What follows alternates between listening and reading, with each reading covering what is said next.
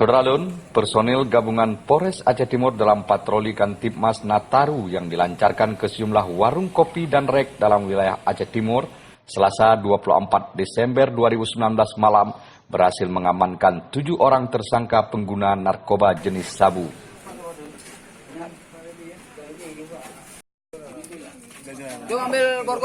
Ketujuh tersangka tersebut diamankan tim gabungan Polres Aceh Timur di salah satu warung kopi di Dusun Sampan, Desa Ketapang Mameh, Kecamatan Idirayu, Kabupaten Aceh Timur.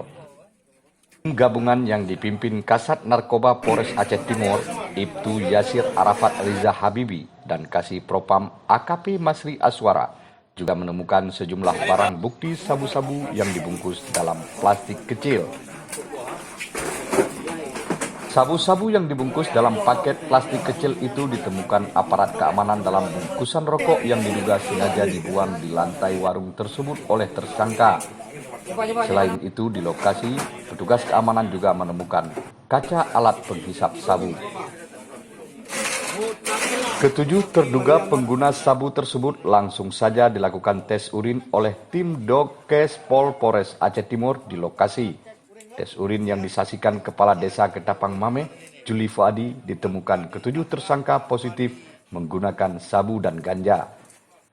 Akhirnya ketujuh tersangka terpaksa diboyong ke Polres Aceh Timur untuk proses lebih lanjut.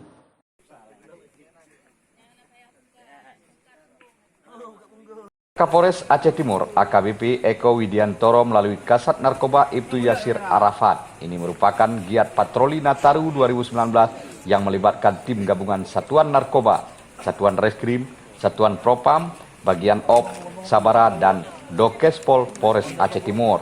Patroli dilakukan selain ke lokasi-lokasi yang sering terjadi gangguan Kantipmas. Patroli juga dilakukan ke sejumlah warung kopi dan rek dalam wilayah Kabupaten Aceh Timur. Ilyas Ismail melaporkan dari Aceh Timur.